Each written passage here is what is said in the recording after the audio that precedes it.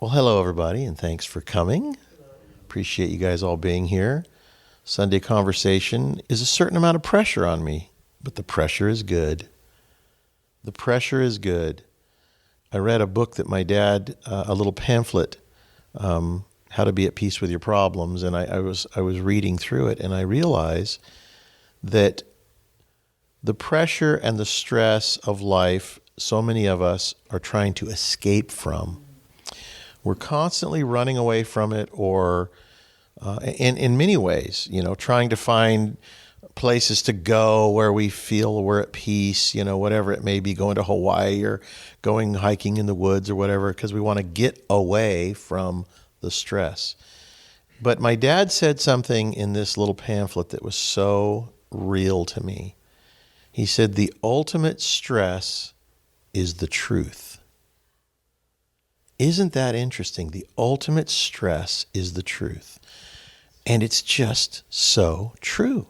So what's interesting, and if you ever get this little pamphlet, it's a little blue pamphlet from 1965, which would have made my dad 37 or 8 years old. He talks about kind of this scenario of the only way you can learn how to be at peace with your problems is to be in the now, to live in the moment. Because if you run from them, then you're only going to cause all kinds of havoc because you're leaving your problems unresolved. They're still going to be there. If you run into them and try and willfully fix them, you're going to cause more problems because you are being willful with your problems. But if you just sit quietly and observe what is going on in the moment, then you can know how to deal with them. Be still and know. And so I thought about that. I thought, wow, because we all have problems, right? We all have stress. We all have crazy thoughts. And we create more problems every day by not dealing with them properly, by not meeting them in the moment. We try and solve them before they happen by, trying to be intellectually brilliant or read all these different books about, business and all these things or parenting or whatever it is. And the real true secret is the simplicity of the moment, because you only have this moment right now that we're able to deal with anything. You can't really too much. You can plan certain things for the future. As far as your finances and things like that, you can do your best, but you still have to live in the now. But you can't, with these problems that you have, you can't plan them away. You just have to be in the moment and deal with them honestly. My dad called it the moment of truth. The moment of truth. Remember, his show used to be called How Your Mind Can Keep You Well and A Moment of Truth. And so when you come to that moment of truth, which is your problem, you have a choice to either squinch your eyes closed and hope that you can make this moment of truth kind of go away, or you can get angry and be outwardly aggressive with that moment of truth, whether it be your children doing something, your wife or husband doing something, a person on the street doing something that irritates you, makes you angry, or challenges you to deal with it. When I'm going through my life now, I'm looking at these challenges. I used to kind of like a good challenge. That to me was kind of like the mark of a man. If you're challenged and you rise to the occasion, and now I look at it differently. I see that I have to look at that challenge and see what's behind it, see what it's trying to tempt me to do, whether it to be react, to get angry, whatever it might be. But the secret, it's so simple. And my dad has been talking about it for a half a century that I'm conscious of because, I would have been 11 years old when I started listening to my dad. We would be driving down the freeway and my dad would be talking, to somebody else in the car. And all of a sudden one day I remember as a young boy, I remember thinking, yeah, that makes sense. Yeah, that makes sense. And I became conscious, 9, 10, 11 years old. I became conscious of consciousness, I guess. Because when you're a little kid, you're just playing and having fun, and you're not really aware or conscious or awake to your inner higher nature. But all of a sudden one day this thing wakes up, this little consciousness wakes up, which is really you. It's the real you. It's the spiritual you finally coming of age, you might say, or you're actually aware of it. So when is that? It could be 3 years old, 5 years old, 10 years old, 20, 50, 70 years old, depending on who you are and where you're at. But I remember listening to my dad, thinking to myself, boy, my dad is really a wise man. And I fell in love with my dad at that moment in time because I thought, he has a higher wisdom. My wife said something to me yesterday. She said, your dad is the only person in your whole life that you always protect him. You always protect his... Come over here. Because I want you to say it. And I really, that was like shocking to hear that, but you say it. Well, it was in context. You could say it was in context of sometimes if he gets upset at me, he may talk to somebody else about it. But he'd never done that about his dad. So I said, why don't you respect everyone that way? That was it. But what you said was, you said you only respect your dad that way. I can't remember exactly how you said it because it went inside of me. It was the truth. It was the truth, and I had to think about it because I love what my father stands for. I love where he comes from. I recognize that he's a man. He's not perfect. He will make mistakes. But in the same way, I believe in that innocence of loving for all the right reasons, I was also able to forgive him when he made mistakes, even with me. I may get angry for a few minutes, but then I just let go of it. I overlooked pretty much on the spot with calmness, kindness, and patience. And that's why those words resonated with me all my life, because I was able to do that with my dad because I saw his innocence. I'm going to say something that nobody's going to like. Roy set us all up because he said, be outspoken with kindness and patience.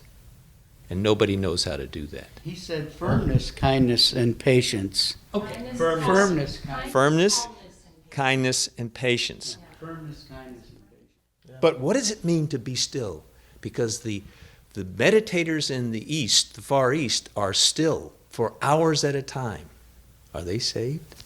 Is that what Roy meant us to be like them?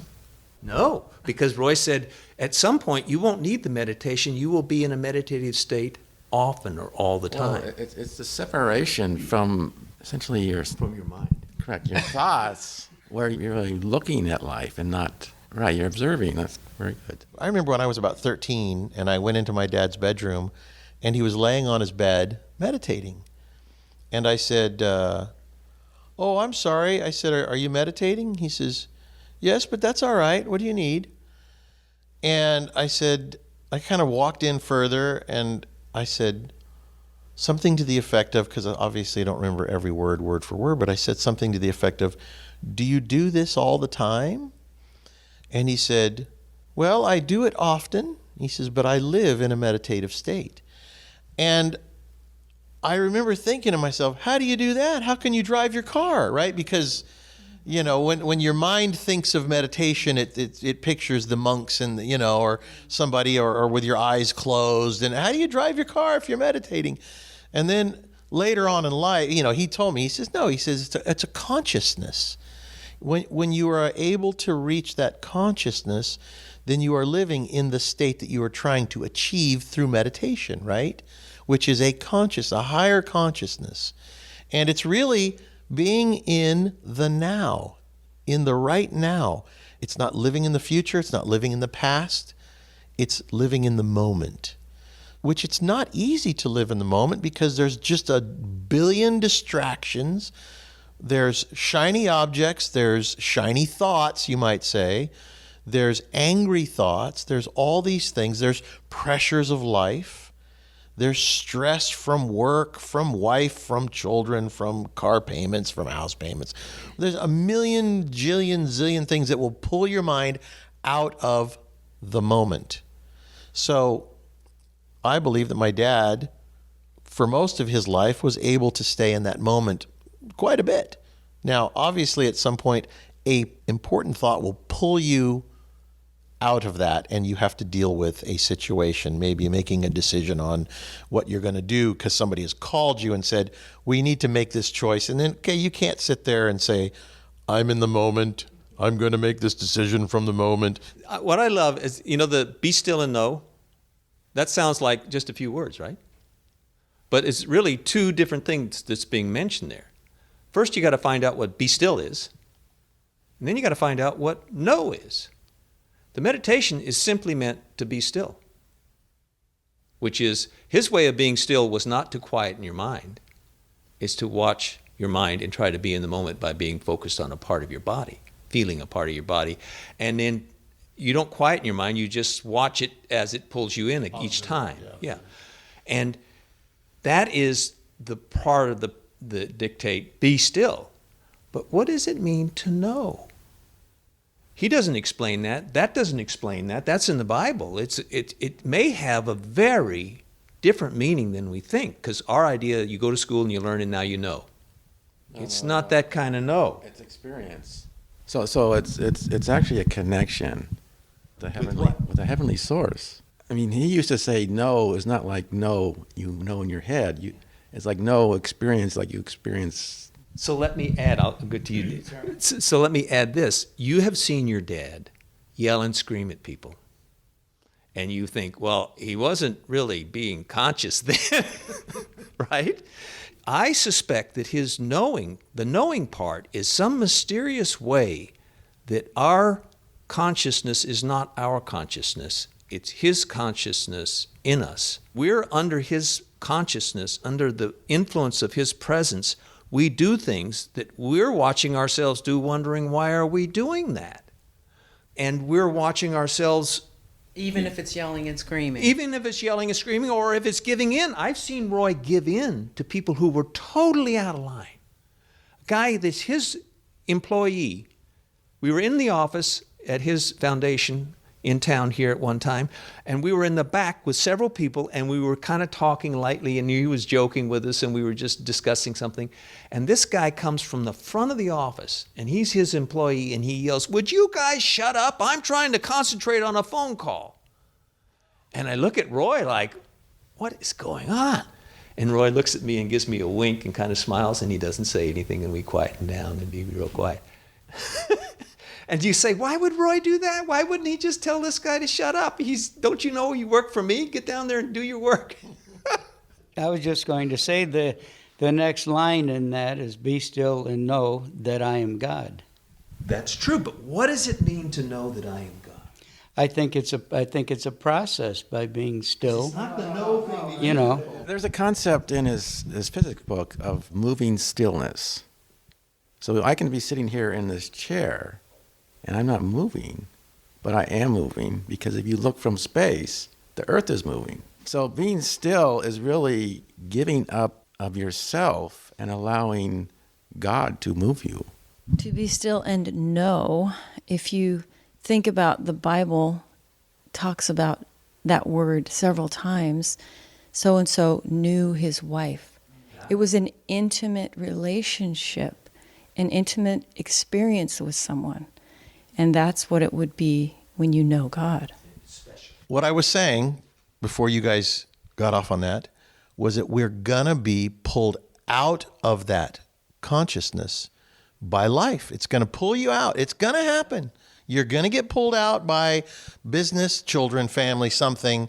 All of a sudden you're driving along and you're about to rear end somebody because you're watching your thoughts, and all of a sudden, whoa, and you have to slam on the brakes and your heart's beating and you're like, what happened there? Wow, I thought I was in the know, but I wasn't, because something pulled us out of the know, because it's a tricky, slippery slope. Have you ever been walking and slip on some slimy surface and bam, you're on your butt?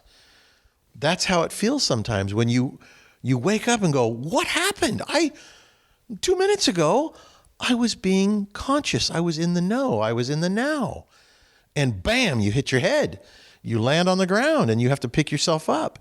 So the idea is keep returning back to it. You can get angry that you were distracted.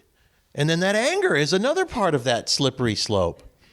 But as we are growing up, maturing in our spiritual nature, the more you practice this meditation, this conscious state of mind, this knowing and loving where the truth is coming from, the more you are able to stay in that place. And I remember I was driving one time, and I think I talked about this. I said, I wish I could be conscious while I was driving. And something said to me, you can be, in essence. And I thought to myself, yeah, I can. We can live like this. But then it was gone because something shiny happened. Some thought came in, some distraction, because the devil doesn't want you being conscious. I kind of remember you telling that story. You were driving out to the ranch, and you were thinking, well, how can I meditate when I'm driving? I really would like to. And the Spirit said to you, you can. And you said you just kind of went into a meditative state and drove all the way, and you didn't even know how you drove there or something like that. There is a wrong way, obviously, to do it, because I know I misused meditation for a number of years. And because when I was watching myself meditate this morning, I'd get thoughts in the thought stream. And you know, back then I would get it and I would there's a way to push it down to willfully, you can do that.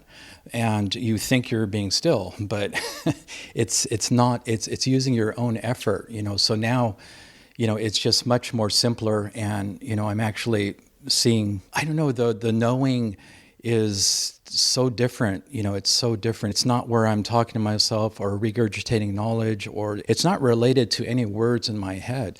It's very magical. Like when you heard your father, when you were a boy, speaking, wow, he's wise. You know, you were loving God in that moment. When we love it in other people, it's really a way of loving God, not the actual person, or at least we shouldn't. So it's interesting. I'll just talk about that for a moment, because my wife said that to me, and I thought, is that true? Have I only ever really loved one human being properly, my dad? And I thought, I've been with her 40 years. And so I felt a certain amount of shame, like, why can't I love my wife that way? And then, of course, the first thing that happens is little irritations, right? I look at all these little silly irritations of husband and wife, and we're in this stage of our life right now where we're empty nesters. We're business partners. She's the financial officer of my business. She's my business partner because we're partners in life.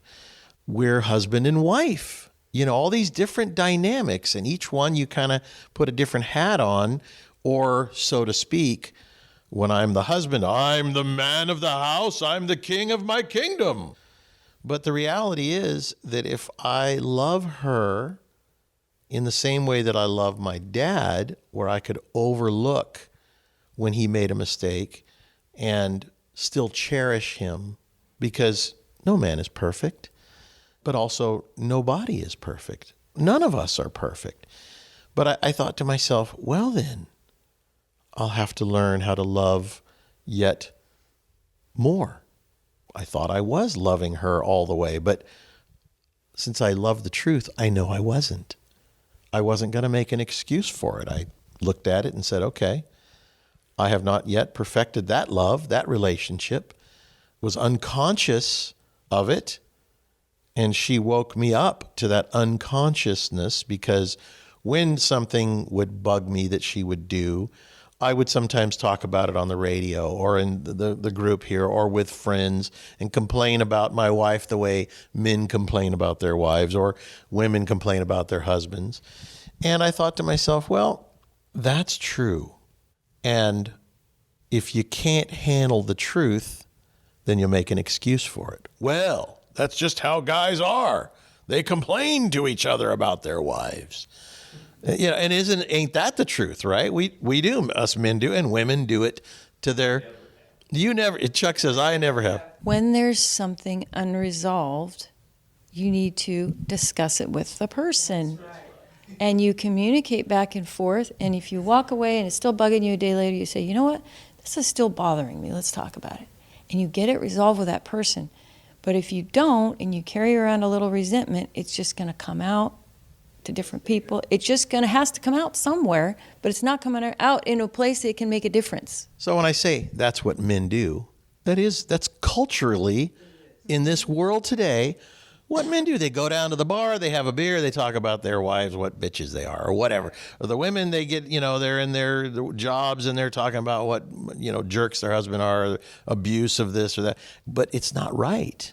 It's not right. So I had to look at that. This was just yesterday. I had to look at that and go, I have a good wife. God gave me a good wife. I made the right choice. I have a good wife. All right.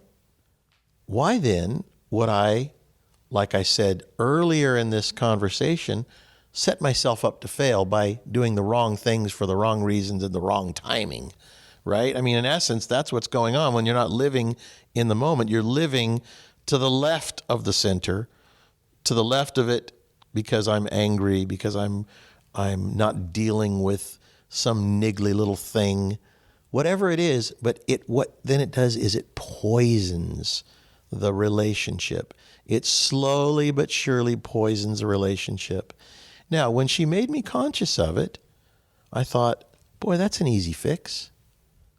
It's a whole lot easier than we think it is, because now I can live in the moment and not live in the hate, not live in the anger of the little subtle things. Because aren't these little things in our lives, more so when you're married, aren't they little subtle little things that can be melted away by the light of the truth? So at the end of the day, we're all going to get pulled off to the left, to the right, out of that center, that place of consciousness, that place of awareness, of knowing. We're going to get pulled off 1,000 times a day. And you know what? It's our job to be aware of that and to go, catch yourself, bring yourself back. Just go, all right, that was wrong. You have to acknowledge when the truth is the truth. If you don't, then you are supporting the dark side. And which way are you going to lean then? You're going to lean towards that you support. If you support the truth, then you're leaning towards God. If you support the dark side, then you're leaning towards Satan. So what I was seeing this week is I was under a lot of stress, and I could see it's building and building and building. And then I'm looking for escape. And what I saw was basically what you're talking about, is you got to be you got to be centered. That's the fix. It's not I'm escaping here. That's just the evidence. It's true. You have to return to the center. You have to return to the calm and to the place of honesty and truth. So, if we want to know the truth, we have to be open to being wrong. And pride goeth before the fall, and our pride is so big we don't want to be wrong. When my wife and I were having a talk yesterday, she was pointing out some things to me that were little things. I mean, honestly, grain of sand, small. But because it hadn't been dealt with, it might as well have been a 1-ton boulder in my shoe. I didn't want to hear it. I didn't want to hear that truth, and it was pissing me off. And I was thinking to myself, I'm watching. Then I how do you want to say this? I stepped back from myself for a moment, and I looked at that, and I thought, I want to just tell her to shut the hell up, if you know what I'm saying. This is what I'm like, what is going on? And so I just kind of leaned back out of myself, which it really wasn't myself, was it? It was the other entity, the other place that had made a home in me, the anger, the pride, the king syndrome. I'm the king of my castle. How dare you, if you know what I'm saying. I leaned back just a little bit and I went, that's not really me. That's not love. That's not love at all. And guess what? It evaporated. It evaporated. what was me it was a, what do you call that? What was that word we were looking for the other day?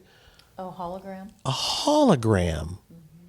It looked real, but it was a hologram of me, and I was looking through its eyes for just a moment, pissed off, angry, the spirit of anger, and all of a sudden I went, wait a second. I became conscious of it, and whoosh, it was gone. And I was like, wow, now that was weird. That's that parallel universe that I was in, but it was in me. I was in it, and it was in me. And it was over something stupid, something small. Imagine if it was something huge. But if we don't deal with this correctly, then it does become huge. And it does become you. And you are then trapped within it. That's the prison in the mind. You're trapped inside of your own mind. And wow, don't we all wish my dad was here to say, why did you name that book How Your Mind, when really it has nothing to do with your mind? It really has to do with separating from the mind. He called it the monkey brain, right? Separating from that. It's very interesting. And you're right. My dad was a magician. He loved magic. And he would say things are magical and this, that, and the other. And then, so maybe it was a little bit of a, let's read this book and let's see what it means. I look at you and you're about to talk. No, but part of it is the name attracts people, because this was written in the 60s. So your mind can keep you well. Well, everybody's looking for self-improvement, so that would attract you. But then when you begin to reading the book, you realize Roy had very simple message, in my opinion, as much as he's written. The other day I was thinking about it. It only came down to a couple of things. Adam and Eve, Satan and God. He always talked about that story. And then the other thing was the meditation, and it's a key. I said to the gal on the phone, I says, the meditation is a key. What do you do when you have the key? Do you play with it in your pocket? Do you throw it up and down in the air? Do you stick it in a lock and pull it out of the lock and stick it in again and say, see, my key fits? Or do you put the key in the door, open the lock, open the door, and proceed? And that's what Roy wanted you to do. But he had to give you the key first. You know what? Well said. Well said. I recognize that life is so much less complex than we all make it. It is so simple. I'll give you an example to your point about this naming of my dad's first book, How Your Mind Can Keep You Well. I heard about a book, Think and Grow Rich. We've probably all heard this, been sold all over the world. Napoleon Hill. And I read through this book and I went, because I thought, well, who doesn't want to grow rich? If I just think I can grow rich, okay. Well, again, the mind, right? The brilliance of that book is he tells all the stories of all these people of how they became wealthy. And it really had nothing to do with think and grow rich. It was more about watch these people's lives and see if you see a theme. As you're reading this, you keep saying to yourself, well, I'm waiting to hear the think and grow rich kind of thing. When am I going to be given that key, as we talk about, of thinking and growing rich? Because I want to grow rich, you see? And by the time you're done, you go, it has nothing to do with think and grow rich. The name is really kind of a trick. It's a trick to get you to read the book, which is kind of funny because when you read the book... The magician says, look at this. Yeah. And you look over at that and he's fiddling with his other hand. Right, he says the magician, it distracts you, right? Okay. I can't totally remember the book, but doesn't it ultimately, the title is true, Think and Grow Rich in a different way, right? Right, no, she's right, because what truly is rich? Not in money necessarily. Correct. Yeah. It's in character and your faith and understanding of where the riches come from. And the riches have nothing to do with money and wealth. It has to do with richness of soul and spirit. If somebody tricks me, I am usually pleased and amazed, okay?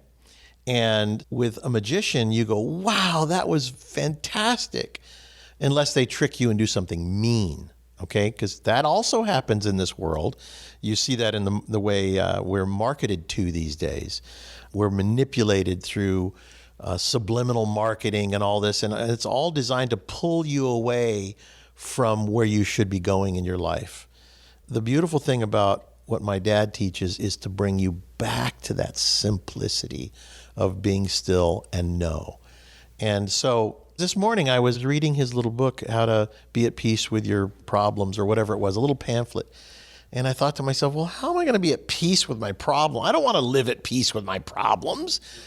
I don't even want to forget them. I want to just see them for what they are, and they will also evaporate because they aren't really problems. They're just things to deal with. And if you deal with them correctly, they go away. And then you start to live a life of peace and joy and understanding.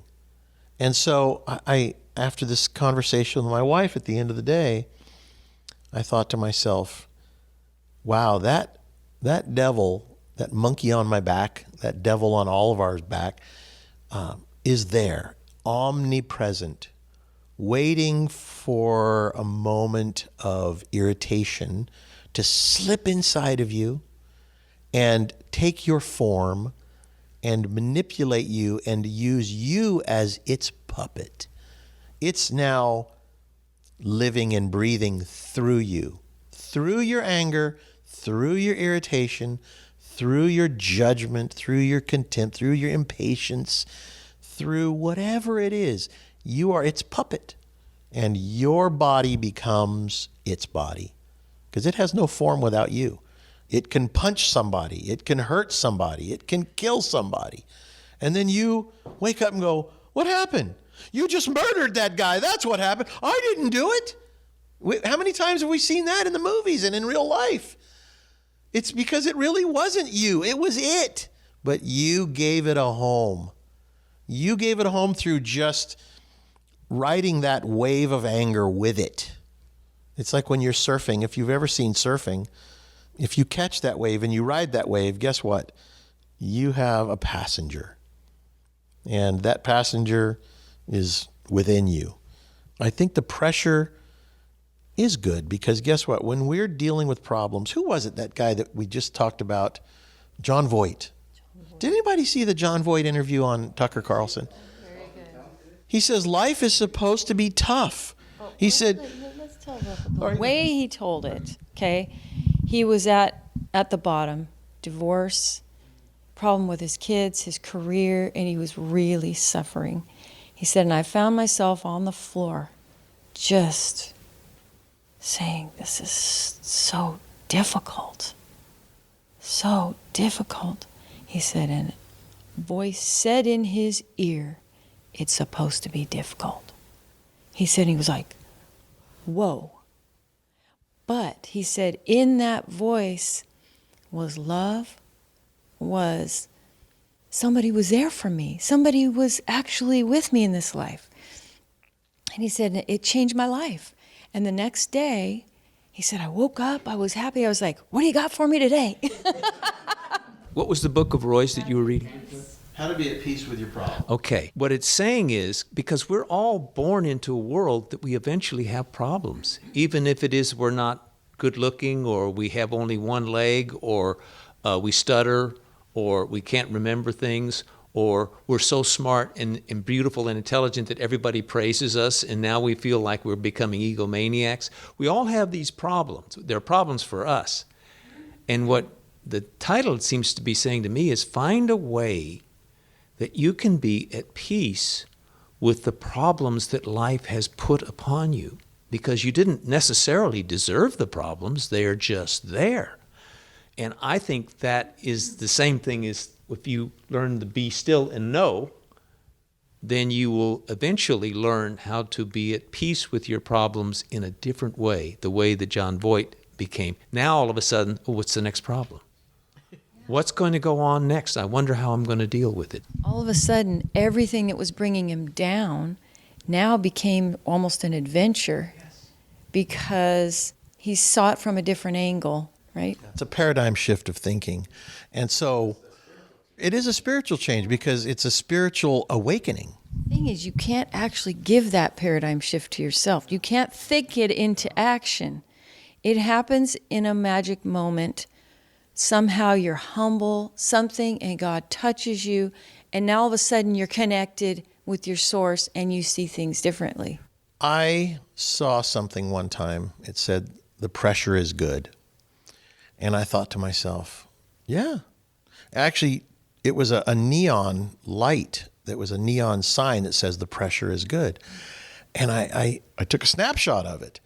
And I was giving a talk at an event, and I talked about the pressure is good. And I started thinking about this morning, the same thing my father says, that stress is good, because the ultimate stress is the truth, right? And I thought, isn't it interesting how stress becomes a pressure, and pressure is a weight, a spiritual weight. And you can actually feel it on your shoulders. You can feel it in your neck and your back, and you start to feel like there's like this weight on you. You feel that when the stress penetrates you. That's what I was seeing last week. It was penetrating me and building up inside. But if I'm still, there's like a shield that the pressure is there, but it doesn't penetrate. You're right. It's because you're protected by your Creator. When you want to love the truth and you see that you need to seek that truth and love where it comes from, then you recognize where it comes from, which is your Creator. And if you love that, no matter what's going on in your life, like John Voight said, I was at the lowest point of my life, and I said, it's just so tough. And haven't we all been there where it's just so tough? And all of a sudden, some little consciousness, like my dad says, a little dicky bird comes and whispers in your ear, it's supposed to be tough. And all of a sudden you go, oh, this is part of that test called life. The difference is that with John Voight, the way you described John Voight, what he said was, the voice said, it's supposed to be difficult, but he said it with love and caring, and it came from a place that my soul was hungry for, because we're all hungry for the voice, in quotes, the voice of God saying, I'm doing this, but I love you. But it's a special kind, it's a whole different energy. And he went through it and tried to put it into words. We're all meant to find that. No, that's a beautiful thing. The other part of that is he's down on the floor feeling completely alone. He has nobody on this earth right now, his career, his wife, his kids, alone. But then he realizes, I'm not alone. I'm loved. And there's something in this for me to do this. Well, also, he felt alone because he was putting all the wrong things as his treasures on earth. And all of a sudden, he recognized those are nothing. The treasures really are in heaven. And this person from heaven is speaking to me, and I'm not alone. And I've been looking at life all wrong. It was a culmination, like most of us, of living life from that place, of a willful place. And when you were talking about stress, carrying the stress, I realize when we feel a lot of stress, it's because we feel like we are supposed to somehow conquer or do something about these situations. And we have so much we have to do and battle. But that's what creates the stress. When we realize we step back and let it all play out and deal with it from a still place, it's different. It's not like you're carrying it all. In this little pamphlet, my dad talks about an example. He gives us example.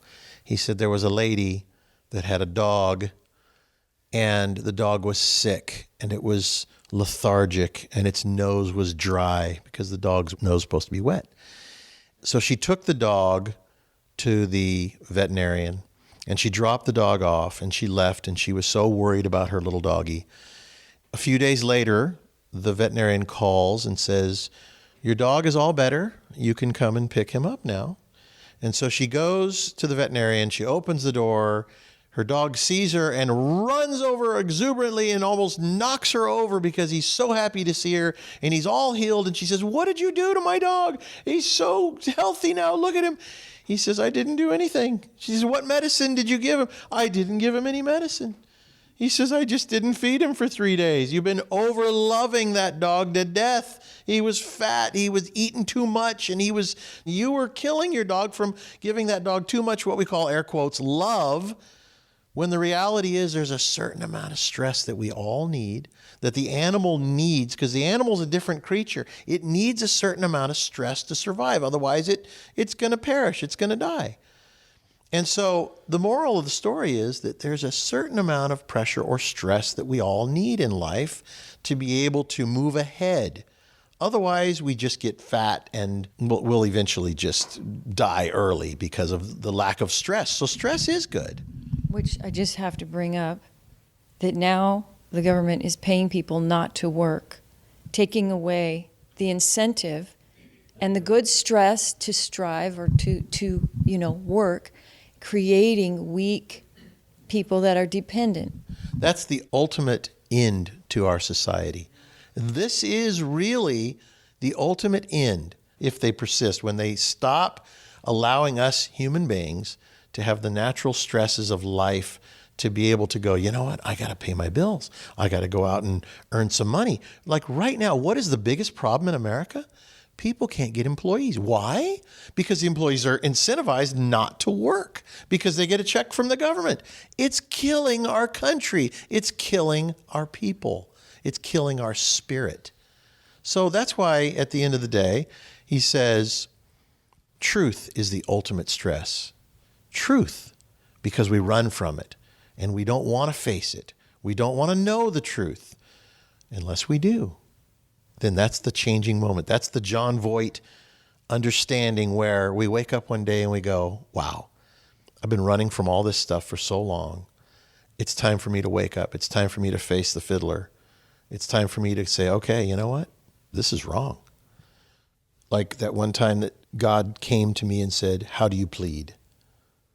I didn't hear a voice, but those words were placed in my heart, and I had a choice to lie, to make an excuse, or to say guilty. And my first thought was, don't you lie now, because this is the moment of truth. It really was. It really was. It was the moment of truth. And at that point in time, when you have those moments of truth, if you become intellectual, if you get into your mind, as Chuck was saying, if you get into that monkey brain and you start thinking about it, analyzing it, you either know or you don't know. You either know or you analyze. You either know, stay in the moment, or you do something else that takes you off, and you've lost that moment of truth. You'll have to wait till it turns around and comes back again. I had an experience where Roy had talked about where your body becomes warm, and it was like I was after I had meditating, and my eyes were closed, and I felt a presence over my body. It was a real spirit. It was very hard to put in words, but it was like love. It felt like a father that loved me so dearly. It was just pure love, but it spoke to me, but it was like telepathic, and it basically said, you're going to be okay. So when I said, guilty, Father, I'm guilty, and I'm sorry. Please forgive me. What was said into my heart was, you have been found guilty. It wasn't really so much words, but it was words. It's like the wordless word that my dad talks about. But it was, you have been found guilty, and now you are forgiven. And I thought to myself, and I will never forget that. I think it's part of me now. But also what I felt was, remember that weight I was talking about? The pressure is good, the weight, because I had a lot of weight on my shoulders. I was feeling this pressure of stepping into the foundation as a pressure. It was lifted off of me. It evaporated. It was gone. And I thought, that's the forgiveness, is when there is no pressure on you, no weight on you. And I thought to myself, well, I'm free. I'm free to move forward and to now seek the truth. Because I feel like, you know what they say, how people are like a baby Christian. I've heard that expression. I feel like I'm a baby. I feel like so much of what I had been taught in my life is knowledge, rote knowledge, things that I have learned, cultural, from my family, from church, from religion, from television, from movies, from God knows where it all comes from. All of that stuff didn't matter to me anymore. It's over here on the side. I just heap it over in one big pile, the same as I have a big brush pile in my field. It's just a big pile of brush, and one day I'll throw a match on it when it's proper to burn. But right now it isn't, because life is about timing too. I don't want to just throw away the baby with the bathwater, but all of this knowledge and information that I've gotten through my whole life, it doesn't matter anymore, because now I don't rely on that. Like, I'm not afraid to be wrong. I'm not afraid to be. I stand right here and you guys catch me making mistakes. And I'm not afraid of that, because I want to know the truth. I want to learn the truth. And I don't care if I have to learn it from anybody in this room, a child, a dicky bird. I just want to know the truth. So what I do is I don't judge myself. I just keep moving forward in my life, and I just keep showing up, and I just keep seeking the truth.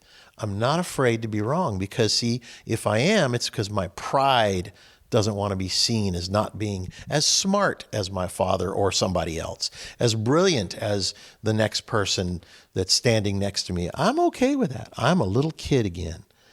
I'm a little boy, and I'm enjoying my life. And you know what's funny? If you allow yourself to be a little child, you don't have the same wants, needs, and desires as that big adult person did. It all changes. It's like I have been shedding all of the things that were my treasures on earth, shedding them, just getting rid of them. It's funny because, and I'll tell you a little story here. A year ago, if I said, here's my riches, I would show you all kinds of fancy cars and neat things. And right now, if I show you my riches, well, first of all, I'd start with my children and grandchildren and my family and my relationships with them that I'm repairing from my own stupidity of life. But I would go then, I would move into my tractor and my lawnmower and my rototiller and my weed whacker and all the things that are allow me to farm and do what I have to do. It's not the same thing. It's like a different life. I've stepped into a different life. And I don't even know what happened to that other guy.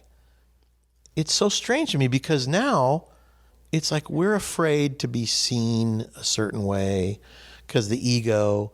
We're afraid to be wrong. We're afraid of all these things because our ego wants to be God. And you know what? I just want to be that little boy starting life over at 61 years old, looking at life from the eyes of an innocent. From the eyes of an innocent. Because see, the pride doesn't want that. The pride wants to be God and wants to be the all-knowing, all-thinking, this I don't know, creator of all things in my little miniature universe, which is I don't know. It's just, to me, it's so wrong. So I look at where I am right now and I think to myself, I look at my grandchildren. I've learned more from my grandchildren in the last few years. I look at their innocence and it's so beautiful. How can anyone deny the beautiful innocence of a child? That is the genesis, the beginning of, that's where we came from, and we evolved into these creatures that we are. I want to, if I can say devolve, I want to move backwards to the innocent again. But first of all, it takes me casting out, in essence, my pride and my will and my anger by denying them, by admitting what is the truth, by admitting I'm wrong, by being childlike and not feeling condemned for making a mistake. And, sadly, with children, parents make them feel like idiots when they make a mistake. And then they don't want to make a mistake. And then they don't want to be wrong. So they hide their mistakes. And it happens at a young age, right? And then the more we hide our mistakes and hide them and hide them and hide them, we're hiding these mistakes, but they're not gone. They're living inside of us with an excuse mechanism on top of them. And then they get older. We get older and older, and we keep on hiding these mistakes, these sins. I'm going to now change the word to sins. And we kind of bury these sins and these mistakes inside of ourselves. And all of a sudden one day we come, like John Foyt, face to face with all those sins. His divorce, his whole life, his career is a mess, and he's on the ground And I tell you guys, you can find it. It was Tucker Carlson Today is his show, because his TV show on Fox is Tucker Carlson Tonight. But Tucker Carlson Today, which is on Fox Nation, I think, just look for Jon Voight. And because it's on the internet already, people are sharing it like crazy. My sister shared it with me today. Anyway, his interesting story is that he came face to face with all of the wrong choices that he made on the ground, and God said, okay, now you've hit bottom. And you know, you can't bounce up until you've hit the bottom, right? The ball doesn't bounce up again until it's hit the bottom. He hit the bottom, and he says, all right, I got to straighten out my life. And he had this paradigm shift of thinking, oh, it's supposed to be difficult. All right, I get it. And then guess what? He also became spiritual in that moment, because he knew he wasn't alone. He has his Creator with him at all times, but he wasn't listening to him. He had to cry out from that place of the darkest place in his life, and then he heard the voice. It's supposed to be difficult. And he says, you're there. I've been here all along, basically, is what God would say. So no matter where you are in your life, you're not alone. You've never been alone. And even every time you make a sin, you have a moment where you fall, and you think to yourself, nobody saw that. And you try and bury it and make an excuse for it. God knows it. And guess what? You'll now have to make another mistake and have another opportunity to do it right before you can start that journey back. And what are you going back to, I think? I watched my dad do it, return to innocence. As he came to the end of his life, he was such a beautiful, innocent little old man, young old man. And I have this little video where he turns to me out of the blue and he says, Alan, I love you, Alan. And it was just so beautiful. I play it for myself every now and then just to see this beautiful, sweet little innocent, like a kid telling his dad that he loves him. In my case, it was my dad telling me that he loved me, but it came from a place of true love, pure, innocent, true love without anything behind it. Didn't want anything back. He was just expressing that moment of love. And sadly, we don't know how to love. And I'm learning still my own self how to love. But when my wife here showed me something that I had been doing out of true love, which was loving and protecting my father and protecting his life, I guess you might say, I recognized it. I went, oh, that's what I've been doing it, and wasn't really conscious of it because it was a choice I made when I was a little innocent. And I got so far away from that little innocent that I couldn't even remember what it was like and why I did it. And all of a sudden it was like, poof, there it was. I'm going to grab a hold of that. That's a rope. That's a rope. God just lowered down a rope for me. I'm going to hold on to that. I do know what true love is. It's overlooking. It's not judging. It's being able to be in the moment and recognizing that true love is what God has for us, which is all forgiving, all understanding, patience. Like I said last week, I said the one thing that God does for us that we don't even recognize, that is the biggest gift that he gives us, is he's patient and he waits for us till the last breath and then some. Because even after you take your last breath, there's a moment before that heart stops where your spirit is kind of in limbo, I think. And there's that moment of truth, that moment of truth. So if we can grasp the moment of truth while we're here and get back on the right track, we can live a life with joy. Most people don't even know what joy is. I'm just starting to experience it my own self, and it's wonderful. The problem is there's so much misery in this world that, boy, even that misery, even the misery around us distracts us and pulls us away from joy. Just live in the moment. That's what my dad teaches with the meditation exercise, and that's his gift to all of us. Okay, thank you guys for coming. Thanks for listening, and thank you all for supporting the foundation. Put your hands together in prayer-like fashion. So you get your hands and put your fingers together fingertip to fingertip, thumb to thumb, first finger to first finger. It's just like you're praying, but keep your hands all maybe an inch and a half, your palms of your hands an inch and a half apart. You got that? Keep it just apart, just a little bit like that, till you can just feel the heat, the warmth of your hands going from one palm to the other. Okay? Now, it might be a good idea if you closed your eyes, but it really isn't necessary this first time. I just want you to look at your hands, or close your eyes, either way. And now, what I want you to do is be aware of your hands and see if by being aware of your hands that you can kind of make them warm. Then thoughts come into focus. Then you see the thoughts you have to deal with when your eyes are closed. When your eyes are open, you are looking at the screen, or you're looking at the radio, or whatever it is you're doing. Then it becomes your thoughts, unless you get caught up in a daydream. But I want you either close your eyes or leave your eyes open. But if you choose to close your eyes, it's better, so you can hear me fine. Okay, now close your eyes if you wish. That is the better way. But concentrate. Just give your attention to your fingers and your thumb. See how they're together? Thumb, finger, first finger, second finger together like that. And see if you can be, just by being aware of them. Don't let your mind wander off. If your mind wanders off, you're not going to be aware. Your fingers are not going to tingle with warmth. It's like a little game. I want you to see if you can make your hands warm. When you're nervous, your hands get cold, clammy. All right. And when you're in control and you're together, your hands are warm. All right. That's only because nothing is acting on you. You're only together because nothing is acting on you at the moment. Start to get scared or frightened, start to react, your hands get cold, right? Sign of stress. You're not dealing with things right. Right now, let's get in control of our own bodies so the stress doesn't make our hands cold or make us afraid. Warmth will do that. There's a secret in the warmth of your hands. Now, concentrate. Not hard.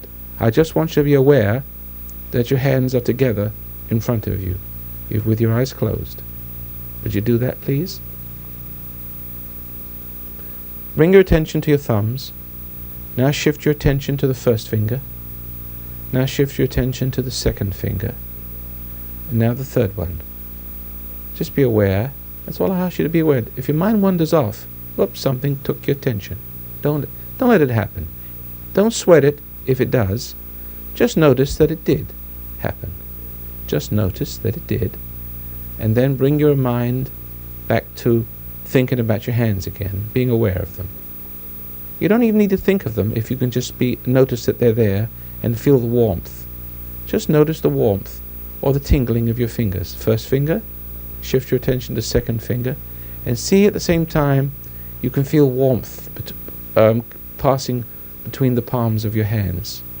See, first finger, shift your attention to the second finger, that's it. And now the third finger. Go on.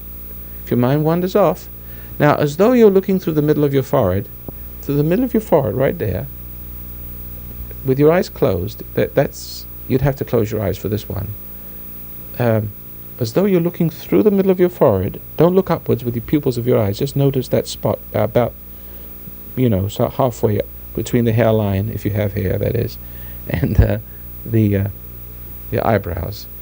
Got it? Now, as though you're looking through the middle of your forehead, as though you can see little bright colors and like little atoms moving around inside your mind.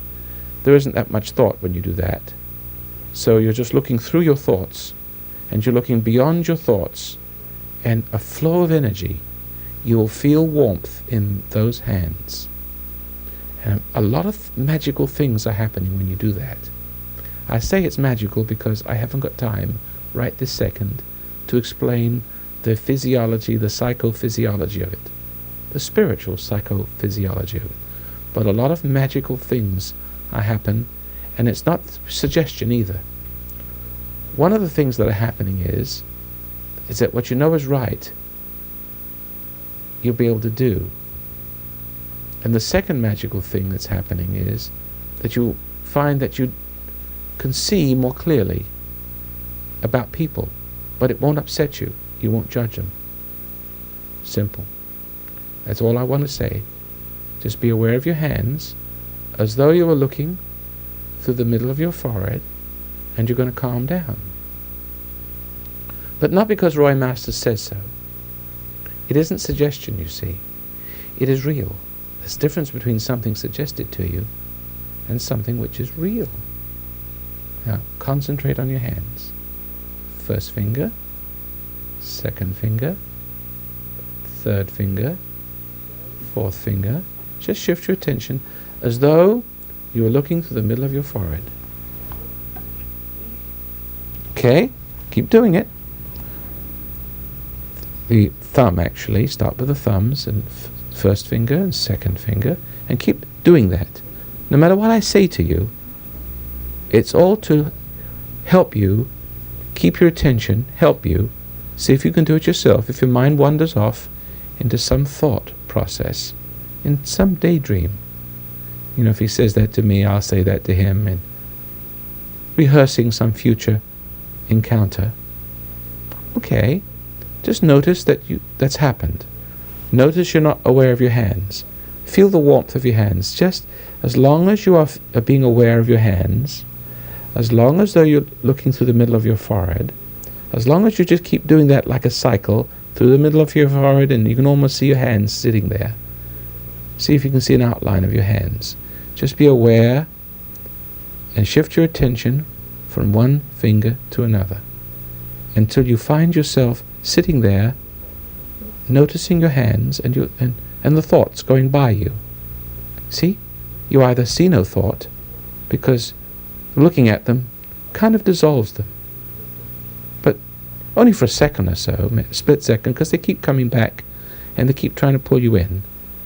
And you keep looking at them. They'll tug on you. They'll keep pulling you in, but then you'll notice you're in, and then you're out.